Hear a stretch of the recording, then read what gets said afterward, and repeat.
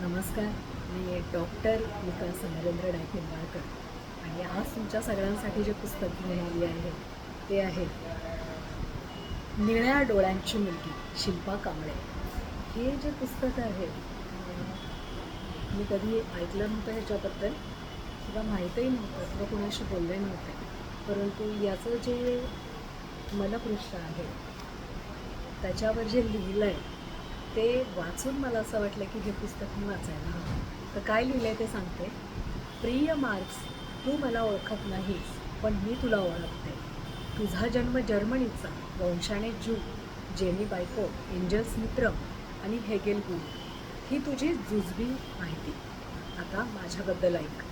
मी कुमारी उल्का बा चाळके, वय वर्ष 22, धर्माने बौद्ध, पूर्वीची महार, ढोर, चांभार, दक्कलवार किंवा कोळी, न्हावी, कोष्टी, गावीत, तातकरी, वडार किंवा वशी, गोसावी, जोशी, शेवटी धनगर, बामण, सोनार ही माझी जुजबी माहिती. आणि हे वाचून खरं मला असं वाटलं की निळ्या डोळ्याच्या मुलीने काय बघितलेलं आहे हे आपण वाचायला हवं आणि म्हणून मी सुरुवात केली.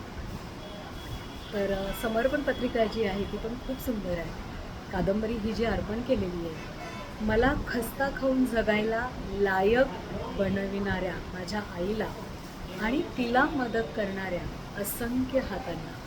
हे अस्तित्व टिकवण्यासाठी माझ्या आईने मला तर बळ दिलेलंच आहे, पण तिलासुद्धा हे जे असंख्य हात होते त्यांना ही कादंबरी पण केली.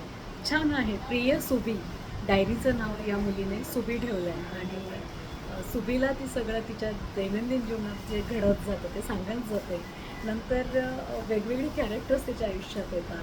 खूप छान आहे हे पुस्तक. कविताही आहे, पत्रलिखाणाचा फॉर्मॅट आहे, डायलॉग्स आहेत आणि ओघवत्या शैलीत लिहिलेलं आहे, सोप्या भाषेतलं लिहिलेलं आहे. एका निळ्या डोळ्याच्या मुलीच्या नजरेतून जे जगणं आहे, जे जग आहे, जे तिला दिसलं आहे, जे तिने अनुभवलं ते खूप सच्चेपणाने, शांतपणाने, संयमीपणाने मांडायचा प्रयत्न केला. खूप छान पुस्तक आहे. आवडेल तुम्हाला. नक्की वाचा.